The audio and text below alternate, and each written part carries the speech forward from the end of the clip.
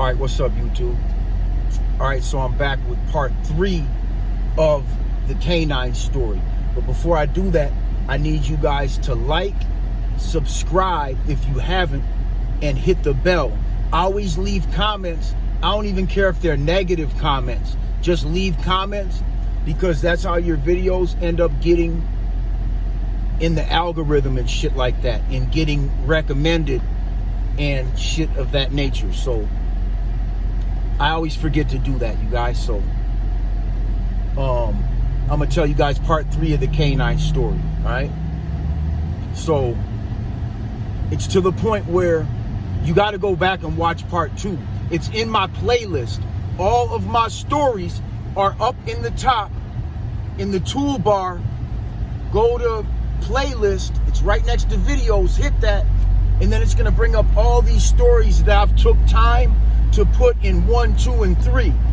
One playlist, 1, 2, 3, 4, another playlist, another story. So everything's organized there, you guys. So make sure you do that. So, because I'm not going to start going into like backstories where because I can do that and fill you in on 15 minutes of what I just said in the other 2. So you guys got to go back and watch that shit and understand how it got to this point. But so the police are like, me and a cop looked at each other through one of them ghetto ass peepholes when I was held up in an apartment, basically barricaded in there to an extent. And he actually saw me inside the apartment physically, so he knew that somebody was in that motherfucker. He knew he wasn't crazy. Like, we made eye contact through the peephole. It was fucked up. And he right away, he was like, I see somebody in there. And I'm like, oh, okay. So mind you, now before they came in, I threw a bunch of salami around the house. That's why I came out from underneath the couch, because I knew they were serious with them dogs when I heard the dogs barking. So I'm like, oh shit, like, okay, well, I'm gonna fool them too. So I throw salami all around the apartment. So when the dogs came in, that's right what they went for, is a salami. And in their mind, that's the end of the drill. It's over. That was just what they were doing that day. So they're done. When they go through a drill and they find snacks, they think that's the end. They think that's their reward, right?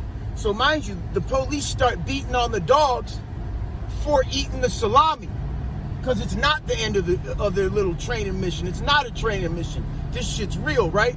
So the dogs go straight for the bait like some suckers, and I'm inside this little couch. And mind you, there's a beam in the middle of the couch that like comes like right down to damn near like, you know, I'm like sucking in my rib cage to try and get all 4 corners of this couch on the ground. It's carpet, but I swear there was never a time where all 4 corners were on the ground. One was always slightly up, which obviously they didn't realize that, right?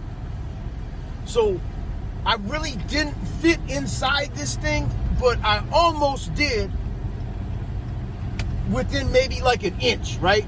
Half an inch, you guys. So they're like, well, let's fucking, now they've given up at this point, and they're like, let's slide the other couch, let's slide the couch out, the one I'm under.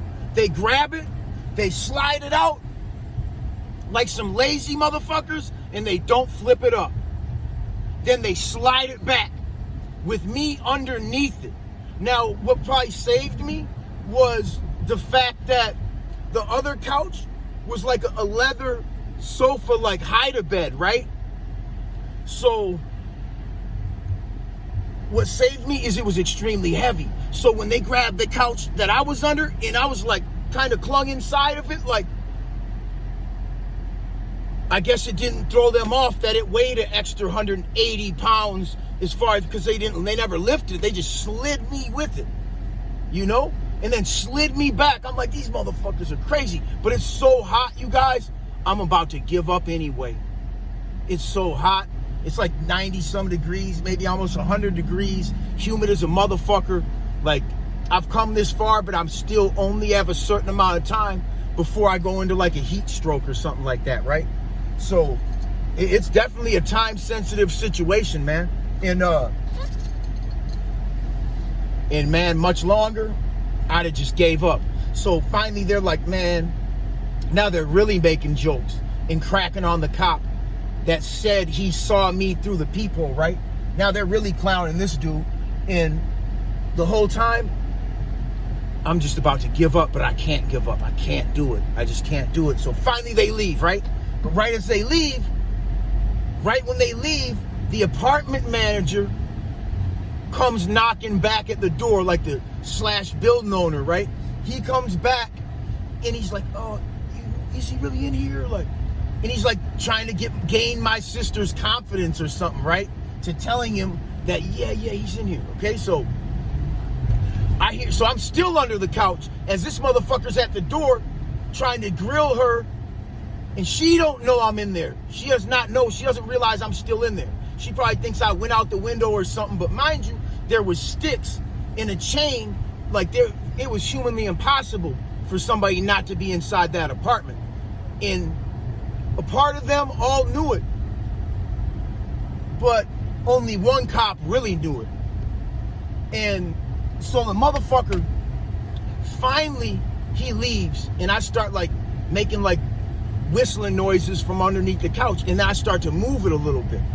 And finally my sister realizes that, like, what's going on, and she lets me know that it's all clear. I come up, as I get out from under the couch, all my clothes are wet.